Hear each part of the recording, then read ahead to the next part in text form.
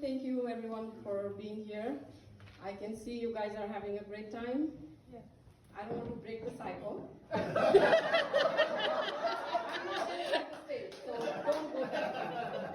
I don't want to break the cycle. I know that's a lot of pressure on me, but it's not like immigrants are having it any easier nowadays.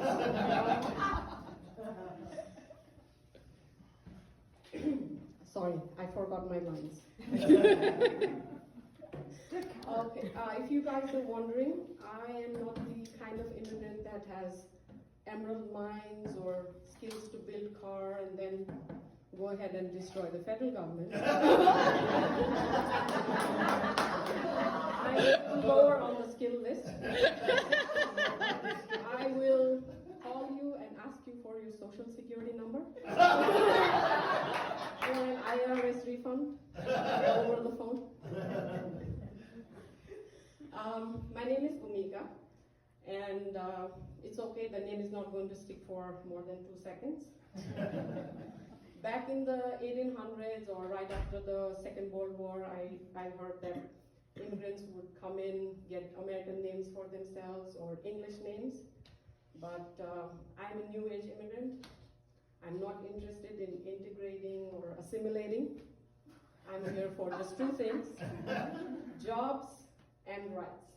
I have the first thing, so today I'm here to do the second part, enjoying my rights. And if you have checked the news recently, I think we are on a ticking clock, so time might run out, so that's why I'm on a schedule.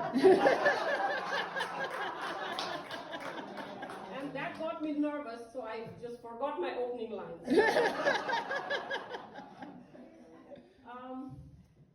I was born and raised in Nepal, and every time I say Nepal, I get confused looks, or someone would say like, where even is that place? Once someone said, do you mean Naples, Italy? I don't know what in this says Italian. But even when I'm using my choice New Jersey words, I sound like I'm asking for your social security number. Nepal is in South Asia. It's between India and China. Mount Everest is in Nepal, and Buddha was born there. That's it. That's the bragging list. Just 3 words. But there's one cool thing about Nepal. For the last 100 or some years, Nepal has been able to maintain open border with one of its neighbor. And so far the country has not been run over by immigrants or migrants and not totally drugged out by them. So I think that's pretty cool. More so because that neighbor is India. So Nepal is sharing border with a country of more than 1 billion people, and still not, completely run over by immigrants or migrants. So I think that's pretty cool. I've been in this country 21 years, and actually this is the part where everybody should be laughing. If you have been listening to me this far, you are going to get the joke. If you didn't, I'm going to explain it. Always a good feeling of confidence when you have to explain your joke. Close your eyes and listen to me. You could be anywhere in New Delhi, Bombay, Calcutta, or Canada.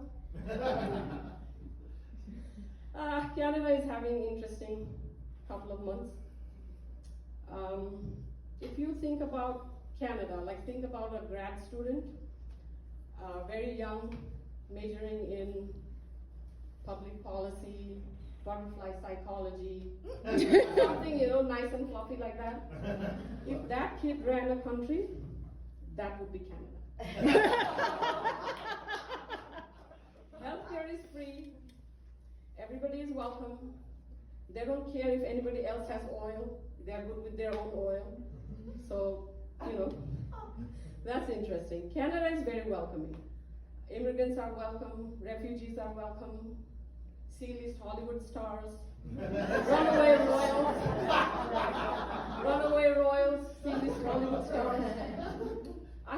in-laws in Canada and a lot of cousins. That's how welcoming they are.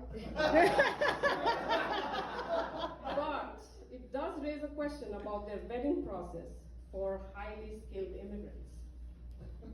I don't know how they're doing that. But I like to joke about Canada a lot, but I love the country. It's very beautiful. The people always nice, when you visit. I know it's a controversial statement to say things about Canada nowadays, but I'm not an international student anymore. I have done my history and geography study, and I know that Jesus was not born in Canada. So I can comment about Canada. And Canada is not in the Middle East, last I checked, so I'm good talking about Canada. I came here as an international student, and this was back in 2004. Yeah, I'm the kind of immigrant that can do math, so yes, 2004.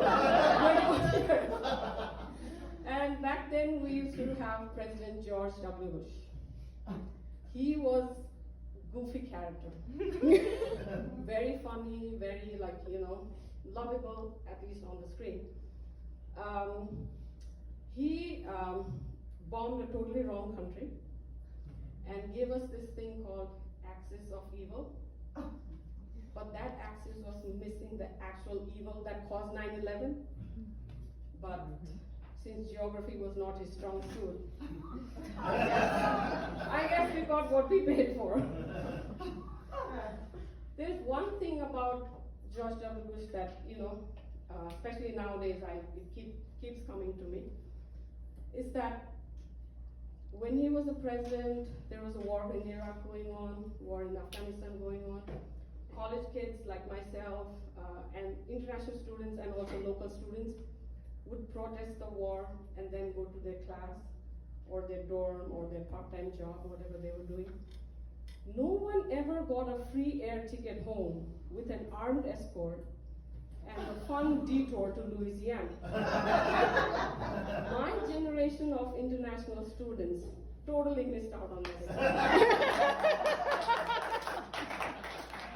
And now when I read the news and when I think, it just keeps coming back to me. I'm like, we just totally lost that part.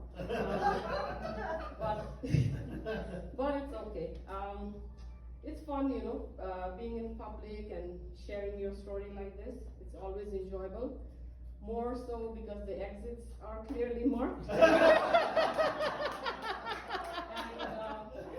you have a unique name that pretty sure nobody is going to be able to spell. So that makes it more interesting. You guys are so lovely. Thank you so much.